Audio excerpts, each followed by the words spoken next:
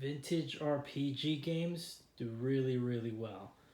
These I got at the thrift, and you can see the crazy prices they were asking for. They're all vintage, some of them bookcase games, all RPG. And I got these all for between $5 and $15 eventually for some of them.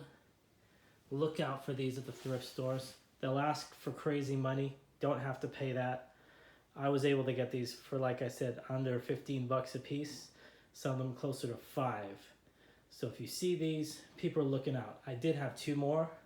Those have already sold for, one was I believe 50, one was close to 100.